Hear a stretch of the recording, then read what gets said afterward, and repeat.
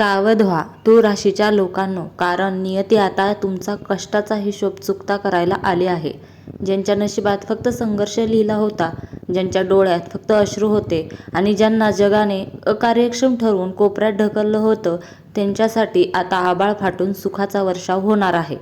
13 एप्रिलची ही वरुठिणी एकादशी केवळ एक तिथी नाही, तर तूळ राशीच्या आयुष्यातील अंधार संपून प्रकाशाकडे नेणारा एक महामार्ग ठरणार आहे. जर तुमची रास तूळ असेल तर तयार राहा, कारण तुमच्या आयुष्यात असा एक भूकंप येणार आहे जो तुमचे दुःख मुळासकट उकडून टाकेल आणि तुम्हाला यशाच्या शिखरावर नेऊन बसवेल. हा व्हिडिओ फक्त माहिती नाही, तर तुमच्या बदलणाऱ्या नशिबाची ती पहिली ललकारी आहे. तूळ राशीच्या व्यक्तींचा स्वभाव हा तराजूसारखा संतुलित असतो, पण गेल्या काही काळांपासून तुमच्या आयुष्याचं संतुलन पूर्णपणे बिघडलं होतं. आपण सविस्तर पाहूया की तुम्ही नेमका काय त्रास सहन केला आहे. तूळ राशीच्या लोकांनी गेल्या काही वर्षात गर्दीत असूनही एकटं असणं काय असतं हे अनुभवलं आहे. तुम्ही सर्वांसाठी केलं, पण जेव्हा तुम्हाला गरज होती तेव्हा तुमच्या पाठीशी कोणीही उभं राहिलं नाही. पैसा येतो, पण तो वाळूसारखा हातातून निसटून जातो.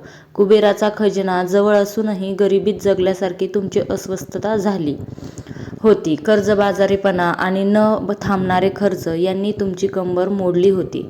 तुमच्या साधेपणाचा लोकांनी फायदा घेतला. ज्यांना तुम्ही आपलं मानलं त्यांनीच तुमच्या पाठीत खंजीर खोपसला. घरातल्या कलहामुळे शांतता हरवली होती. तुम्ही 100% प्रयत्न करूनही निकाल मात्र 0 येत होता. नशिबाने जणू तुमच्याशी पाठशिवणीचा खेळ मांडला होता. 13 एप्रिलची एकादशी ही तूळ राशीसाठी टर्निंग पॉईंट ठरेल. ग्रहांची स्थिती अशी काही बदलेल की तुमच्या आयुष्यात खालील चमत्कार घडतील. जे लोक तुम्हाला त्रास देत होते ते आता आपोआप तुमच्या मार्गातून बाजूला येतील. तुमच्या विरोधात रचलेले कट कारस्थान आता त्यांच्यावरच उलटतील. 13 एप्रिल नंतर तुमच्या कुंडलीत लक्ष्मयोग सक्रिय होत आहे. रखडलेली कामे मार्गी लागतील आणि उत्पन्नाचे नवीन स्रोत निर्माण होईल. लॉटरी, शेअर्स किंवा वडिलोपार्जित संपत्तीतून अचानक धनलाभ होण्याची दाट शक्यता आहे. समाजात तुमची प्रतिमा सुधारेल. जे लोक तुम्हाला कमी लेखत होते तेच आता तुमच्याकडे सल्ल्यासाठी येतील. शून्यातून विश्व निर्माण करणे म्हणजे काय हे तुम्ही जगाला दाखवून द्याल. एप्रिल महिन्याच्या उत्तरार्धात तूळ राशीच्या कुंडलीत काही दुर्मिळ राजयोग तयार होत आहेत. तुमच्या राशी स्वामी शुक्र स्वतःच्या बलवान स्थितीत असल्याने तुम्हाला भौतिक सुखे म्हणजेच गाडी, बंगला, दागिने मिळू शकतील. शनीची कृपादृष्टी तुमच्यावर असल्याने तुम्हाला कष्टाचे फळ मिळेल आणि तुमची प्रगती दीर्घकाळ टिकणारी असेल. हा योग व्यवसायात अभूतपूर्व वाढ करतो. जर तुम्ही व्यापारात असाल तर हा काळ तुमच्यासाठी सुवर्ण युग असेल.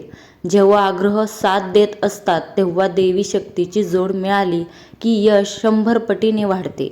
तूळ राशीच्या लोकांनी हे तोडगे आवर्जून करावेत. रोज सकाळी आंघोळ झाल्यावर आपल्या कुलदेवीचा जय जयकार करून कपाळाला कुलदेवीची उदी किंवा कुंकू लावा. यामुळे तुमच्या भोवती एक सुरक्षा कवच निर्माण होईल. तूळ राशीचा स्वामी शुक्र आहे. शुक्राला प्रसन्न करण्यासाठी शुक्रवारी पांढरी साखर किंवा रवा मुंग्यांना खाऊ घाला. यामुळे आर्थिक अडचणी दूर होतात. 13 एप्रिलच्या एकादशीला संध्याकाळी कुलदेवीसमोर गाईच्या तुपाचा 9 वातीचा दिवा लावा. यामुळे घरातील नकारात्मक ऊर्जा जळून खाक होईल.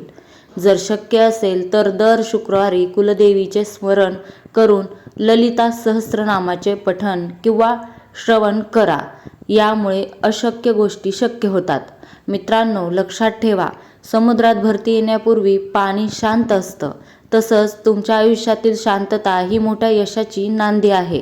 तूळ राशीच्या लोकांनो, तुम्ही वनवास संपण्याची वेळ आली आहे.